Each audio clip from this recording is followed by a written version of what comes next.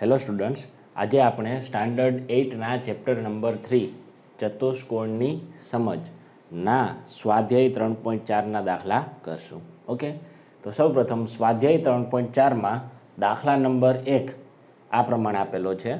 નીચેના વિધાનો સાચા છે કે ખોટા તે જણાવો. આપણે જ્યારે આગળ સ્વાધ્યાય 3.4ની પ્રસ્તાવના કરતા હતા ત્યારે મેં તમને કીધેલું હતું કે આમાંથી કયા પ્રકારના પ્રશ્નો પૂછાઈ શકે. ઓકે, અને એની આપણે પ્રેક્ટિસ પણ કરેલી હતી. તો જોઈએ, પહેલું વિધાન આપણને શું આપેલું છે? દરેક લંબચોરસ ચોરસ છે. લંબચોરસની વ્યાખ્યા શું હતી? તો કે દરેક ખૂણા કાટખૂણા હતા. અને ચોરસમાં શું હતું? દરેક ખૂણા કાટખૂણા તો હતા જ, પણ વધારાનું શું હતું? બધી બાજુઓની લંબાઈ સમાન હોવી જોઈએ. તો દરેક લંબચોરસ ચોરસ છે તો એના માટે શું થવું જોઈએ? લંબચોરસની બધી બાજુઓની લંબાઈ સમાન હોય ના હોય. લંબચોરસમાં સામસામેની બાજુઓની લંબાઈ કેવી હોય? સરખી હોય. ઓકે, એટલે દરેક લંબચોરસ એ ચોરસ છે. આપેલું વિધાન કેવું થાય? ખોટું થાય. પછી બીજું વિધાન આપણને શું આપેલું છે? દરેક સમબાજુ ચતુષ્કોણ એ સમાંતર બાજુ ચતુષ્કોણ છે. તો આ બાબત આપણે મગજમાં બેસાડી જ લેવાની કે સમબાજુ ચતુષ્કોણ, લંબચોરસ અને ચોરસ આ ત્રણે ત્રણ જે છે એ સમાંતર બાજુ ચતુષ્કોણના શું છે? પ્રકાર છે. ઓકે, એટલે કે દરેક સમબાજુ ચતુષ્કોણ હોય, દરેક લંબચોરસ હોય કે દરેક ચોરસ હોય, એ હંમેશા શું થશે? સમાંતર બાજુ ચતુષ્કોણ થશે જ. ઓકે, એટલે આ બીજું વિધાન કેવું થશે? સાચું થશે. ત્યાર પછી ત્રીજું વિધાન જોઈએ. દરેક ચોરસ સમબાજુ ચતુષ્કોણ છે તેમજ લંબચોરસ પણ છે. ચોરસમાં દરેક બાજુઓની લંબાઈ સરખી હોય એટલે સમબાજુ ચતુષ્કોણ પણ થાય, અને દરેક ખૂણા કાટખૂણા હોય એટલે લંબચોરસ પણ થાય. તો આપેલું વિધાન કેવું થશે? સાચું થશે. ત્યાર પછી ચોથું વિધાન જોઈએ. દરેક ચોરસ સમાંતર બાજુ ચતુષ્કોણ નથી. દરેક ચોરસ જે છે એ સમાંતર બાજુ ચતુષ્કોણનો શું છે? ભાગ છે. તો દરેક ચોરસ સમાંતર બાજુ ચતુષ્કોણ થવો જોઈએ. તો અહીંયા નથી લખેલું છે, એટલા માટે આ વિધાન કેવું થશે? ખોટું થશે. ત્યાર પછી આગળ જોઈએ. દરેક પતંગાકાર ચતુષ્કોણ એ સમબાજુ ચતુષ્કોણ છે. પતંગાકાર ચતુષ્કોણમાં શું હોય? તો કે પાસેની બાજુઓની બે જોડ સમાન હોય, જ્યારે સમબાજુ ચતુષ્કોણમાં તો બધી બાજુ સરખી હોવી જોઈએ. તો દરેક પતંગાકાર ચતુષ્કોણ એ સમબાજુ ચતુષ્કોણ છે. આ વિધાન કેવું થાય? ખોટું થાય. કારણ કે પતંગાકાર ચતુષ્કોણમાં બધી બાજુઓની લંબાઈ સરખી હોતી નથી. હવે એના પછીનું વિધાન જોઈએ તો પાંચમા વિધાનનું ઉલટું વિધાન આપેલું છે. એટલે કે દરેક સમબાજુ ચતુષ્કોણ એ પતંગાકાર ચતુષ્કોણ છે. તો આ વિધાન કેવું થાય? સાચું થાય. કારણ કે સમબાજુ ચતુષ્કોણમાં ચારે ચાર બાજુઓ સરખી હોય, અને પતંગાકાર ચતુષ્કોણમાં શું હોય? પાસેની બે બાજુઓ સરખી હોય. તો ચારે ચાર બાજુઓ સરખી હોય તો પાસેની બાજુઓ તો સરખી થાય જ. આ તો આપણે આગળના લેક્ચરમાં પણ જોયેલું હતું. એટલે આ વિધાન સાચું થાય. ત્યાર પછી જોઈએ. દરેક સમાંતર બાજુ ચતુષ્કોણ એ સમલંબ ચતુષ્કોણ છે. તો આ વિધાન પણ આપણે આગળ થિયરીમાં જોયેલું હતું. સમાંતર બાજુ ચતુષ્કોણમાં સામસામેની બે બાજુઓ સમાંતર હોય, જ્યારે સમલંબ ચતુષ્કોણમાં સામસામેની બાજુની એક જ જોડ સમાંતર હોય. ઓકે, બે જોડ સમાંતર હોય, આમાં એક જોડ સમાંતર હોય. તો શું થશે? મતલબ કે સમાંતર બાજુ ચતુષ્કોણમાં બે જોડ સમાંતર હોય તો એક જોડ તો સમાંતર હોય જ ને. તો આ વિધાન કેવું થશે? સાચું થશે. એટલે કે દરેક સમાંતર બાજુ ચતુષ્કોણ એ સમલંબ ચતુષ્કોણ થશે. પરંતુ જો આપણને એવું આપેલું હોય કે દરેક સમલંબ ચતુષ્કોણ એ સમાંતર બાજુ ચતુષ્કોણ છે, તો એ વિધાન કેવું થાય? ખોટું થાય. કારણ કે સમલંબ ચતુષ્કોણમાં સામસામેની બાજુની એક જ જોડ સમાંતર હોય. ઓકે, હવે સમલંબ ચતુષ્કોણને સમાંતર બાજુ ચતુષ્કોણ થવું હોય તો બંને જોડ કેવી થવી જોઈએ? સામસામેની બાજુઓની બંને જોડ સમાંતર થવી જોઈએ. ઓકે, ત્યાર પછી છેલ્લું વિધાન. દરેક ચોરસ એ સમલંબ ચતુષ્કોણ છે. આ વિધાન કેવું થાય? સાચું. ચોરસ હોય એમાં સામસામેની બાજુઓની બંને જોડ કેવી હોય? સમાંતર જ હોય છે. તો દરેક ચોરસ એ સમલંબ ચતુષ્કોણ થશે. એટલે આ વિધાન પણ કેવું થશે? સાચું થશે. ઓકે, હવે આ જે ખરા ખોટા છે ને એ તમે વ્યવસ્થિત રીતે પ્રેક્ટિસ કરશો ને, અને તમને ખાસ તો છે ને દરેકે દરેક આપણે ચતુષ્કોણ જોયા. ક્યાં ક્યાં ચતુષ્કોણ જોયા? સમલંબ, પતંગાકાર ચતુષ્કોણ, સમાંતર બાજુ ચતુષ્કોણ. ત્યાર પછી સમાંતર બાજુ ચતુષ્કોણના ત્રણ પ્રકારો જોયા. ક્યાં ક્યાં? સમબાજુ, લંબચોરસ અને ચોરસ. ઓકે, આ 6 ચતુષ્કોણની વ્યાખ્યા અને એના ગુણધર્મો યાદ હશે તો આ તમે ખરા ખોટા સરળતાથી કરી શકશો. ત્યાર પછી દાખલા નંબર 2 જોઈએ. એમાં શું કીધેલું છે? એવા ચતુષ્કોણના નામ આપો કે જેમાં ચારેય બાજુની લંબાઈ સમાન હોય. ચારેય બાજુની લંબાઈ કેમાં સમાન હોય? પતંગાકાર ચતુષ્કોણમાં હોય ના હોય? એમાં તો પાસેની બાજુઓ સમાન હોય. સમલંબ ચતુષ્કોણમાં હોય જરૂરી નથી. સમાંતર બાજુ ચતુષ્કોણમાં હોય ના હોય? સમાંતર બાજુ ચતુષ્કોણમાં સામેની બાજુઓ કેવી હોય? સરખી લંબાઈની હોય. પછી સમબાજુ ચતુષ્કોણમાં હોય તો કે હા, સમબાજુ ચતુષ્કોણમાં બાજુઓની લંબાઈ સમાન હોય. એટલે કે પહેલાં આવશે સમબાજુ ચતુષ્કોણ. ઓકે. ત્યાર પછી આપણે શું જોયું? લંબચોરસ. તો લંબચોરસમાં પણ સામેની બાજુઓની લંબાઈ સરખી હોય. તો લંબચોરસ ના આવે આમાં. અને છેલ્લે શું આવશે?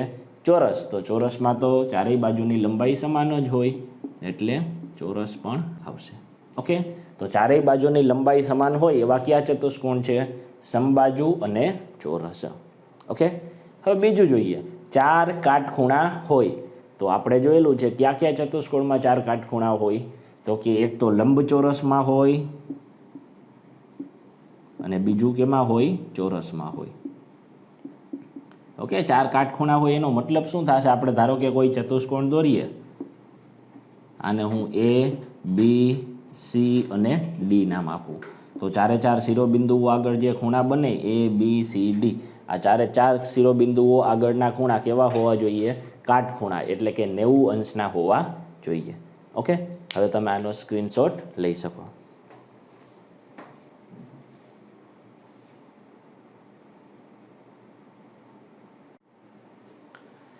ત્યારબાદ આપણે દાખલા નંબર 3 જોઈએ. તો દાખલા નંબર 3માં શું કીધેલું છે?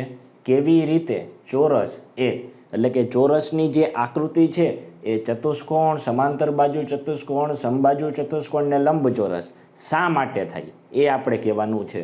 ઓકે. તો ચોરસ ચતુષ્કોણ શા માટે થાય? તો કે ચોરસ હોય એમાં કેટલી બાજુઓ હોય? 4 બાજુઓ હોય. અથવા તો શિરોબિંદુઓ કેટલા હોય? 4 શિરોબિંદુઓ હોય. એટલા માટે ચોરસ શું થાય? ચતુષ્કોણ થાય. તો અહીંયા શું લખશું? ચતુષ્કોણમાં 4 બાજુઓ હોય. ઓકે. ચોરસમાં 4 બાજુઓ હોય એટલે શું થાય? ચતુષ્કોણ થાય. પછી શું છે? સમાંતર બાજુ ચતુષ્કોણ. તો સમાંતર બાજુ ચતુષ્કોણની વ્યાખ્યા શું? સામેની બાજુઓ સમાંતર હોવી જોઈએ. ઓકે. તો અહીંયા શું લખશું? સામેની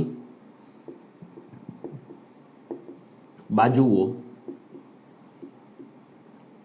ની બંને જોડ સમાંતર હોય. એટલે કે ચોરસમાં સામેની બાજુઓની બંને જોડ સમાંતર હોય એટલા માટે દરેક ચોરસ એ શું થાય? સમાંતર બાજુ ચતુષ્કોણ થાય. ત્યાર પછી શું છે? સમબાજુ ચતુષ્કોણ. તો એમાં શું લખશું? તો કે ચારેય બાજુની લંબાઈ સમાન હોય. ચારેય બાજુઓની લંબાઈ સમાન હોય. એટલે કે ચોરસમાં ચારેય બાજુઓની લંબાઈ સમાન હોવાથી તે સમબાજુ ચતુષ્કોણ થાય. અને છેલ્લે લંબચોરસ. તો એમાં શું થાય? તો કે ચારેય ખૂણા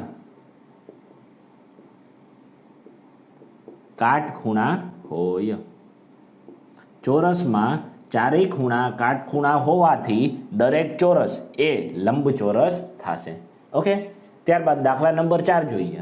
એમાં શું કીધેલું? નીચે દર્શાવ્યા મુજબ વિકર્ણ ધરાવતા ચતુષ્કોણના નામ આપો. પહેલાં શું કીધેલું છે? પરસ્પર દુભાગ્ય. તો અત્યાર સુધીમાં આપણે 6 આપણે ચતુષ્કોણ જોયા છે. એ ચતુષ્કોણમાં કેટલા ચતુષ્કોણના ગુણધર્મમાં એવું આવતું કે વિકર્ણ પરસ્પર દુભાગ્ય છે? તો એ તમે જોશો એટલે ખ્યાલ આવશે તમને. પહેલું તો હતું સમાંતર બાજુ ચતુષ્કોણ, પછી સમબાજુ ચતુષ્કોણ, ત્યારબાદ લંબચોરસ અને છેલ્લે આવે ચોરસ. ઓકે. આ 4 પ્રકારના જે ચતુષ્કોણ છે એના વિકર્ણ પરસ્પર દુભાગ્ય એટલે કે છેદબિંદુથી સરખા भाग थाय। पछी परस्पर लंब द्विभाजक होय। लंब द्विभाजक एटले के शुं थाय? काटखूणे दुभागे। आवुं तो आपणे जोयेलुं हशे ने, काटखूणे दुभागे। लंब द्विभाजक अने काटखूणे दुभागे आ बंने एकबीजाना शुं थाय? समानार्थी थाय। ओके, तो काटखूणे दुभागता होय एवा विकर्णो क्या क्या चतुष्कोणमां हता? तो एक तो समबाजु चतुष्कोणमां हता अने बीजे क्यां हता? तो चोरसमां हता। तमे आगळ गुणधर्म जोशो એટલે તમને ખ્યાલ આવી જશે। ઓકે, અને છેલ્લે સમાન હોય તો क्या चतुष्कोणमां विकर्णो समान हता? तो एक तो लंबचोरस અને બીજું આવે ચોરસ। ओके, आ बंने चतुष्कोणना विकर्णो केवा होय? समान होय। तो हवे तमे आनो स्क्रीनशॉट लई शको।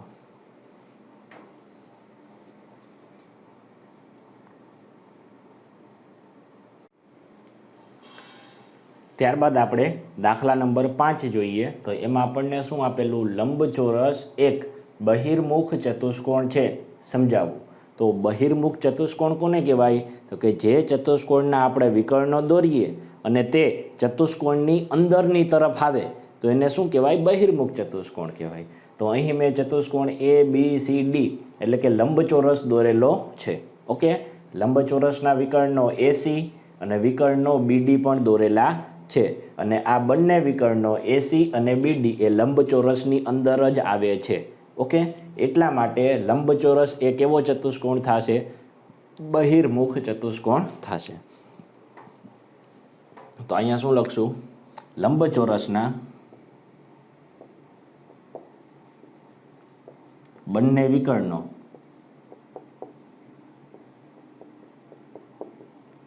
अंदरनी तरफ आवेला होवाथी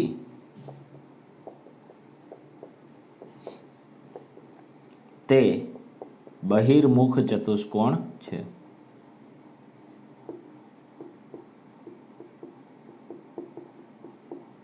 त्यार पछी आपणे स्वाध्याय 3.4 नो छेल्लो दाखलो जोईए। तो छेल्ला दाखलामां आपणने शुं कीधेलुं छे? काटकोण त्रिकोण ABC मां काटखूणानी सामेनी बाजुनुं मध्यबिंदु O छे। એટલે સૌપ્રથમ તો આ મેં અહીંયા જુઓ તમે તો ત્રિકોણ ABC, અહીંયા ખૂણો B મેં કાટખૂણો રાખેલો છે। ઓકે, ABC એ મેં શું દોરેલું? કાટકોણ ત્રિકોણ દોરેલો છે અને તેને મેં બ્લેક માર્કરેથી દર્શાવેલો છે। જુઓ AB, BC અને CA આટલો ભાગ બ્લેક માર્કરેથી દર્શાવ્યું છે। પછી શું છે તો કે કાટખૂણા એટલે કાટખૂણો B થાય, B ની સામેની બાજુ કઈ થાય? AC થાય। ओके, AC નું મધ્ય બિંદુ શું આપેલું છે? O આપેલું છે। હવે B ને મેં O સાથે જોઈન્ટ કરી દીધા। ઓકે, શિરોબિંદુઓ A, B અને C થી બિંદુ O કેવી રીતે સમાન અંતરે છે? આપણે શું કરવાનું છે? બિંદુ O થી A નું અંતર, O થી B નું અંતર અને O થી C નું અંતર સમાન થાય એવું બતાવવાનું છે। તો કઈ રીતે આ વસ્તુ સમાન થાય? તો એ સાબિત કરવા માટે મેં શું કર્યું? જુઓ, काटकोण त्रिकोण हतो ने, हवे जे आ BC बाजू हती, BC बाजू ने समांतर अने BC नी जेटली लंबाई होय तेटली ज लंबाई वाળી मैं कई बाजू दोरी नाखी? AD बाजू दोरी नाखी वधारानी। ओके, एने मैं ब्लू मार्करेथी दर्शावेलुं छे। ते ज प्रमाणे AB जेटली लंबाई धरावतो अने AB ने समांतर क्यो रेखाखंड दोरी नाख्यो? CD रेखाखंड दोरी नाख्यो अने आ जे OB हतुं तेने आगळनी तरफ लंबाव्युं अने कोनी साथे जोईन करी दीधुं? D साथे जोईन करी दीधुं। तो हवे आपणने जे आकृति मळे छे ए शेनी आकृति मळे छे? लंबचोरसनी आकृति मळे छे।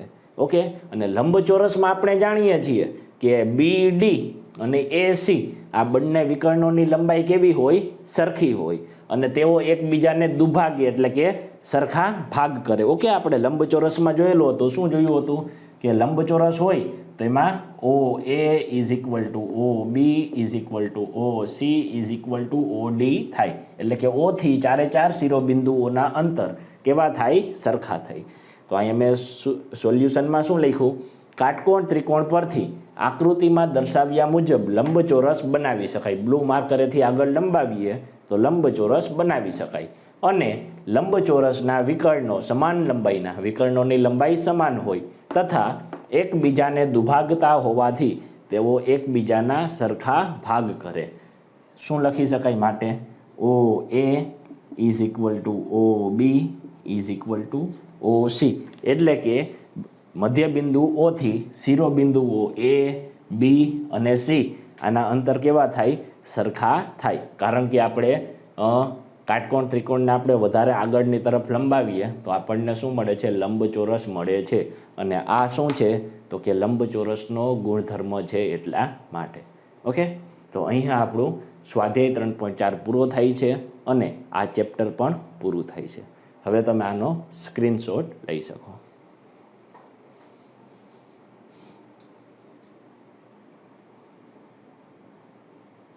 વિદ્યાર્થી મિત્રો, જો તમને આ વિડીયો પસંદ આવ્યો હોય તો આપેલા વિડીયોને લાઈક કરો તથા નીચે આપેલા સબસ્ક્રાઇબના બટન પર ક્લિક કરીને આપેલી ચેનલને સબસ્ક્રાઇબ કરી લેવી.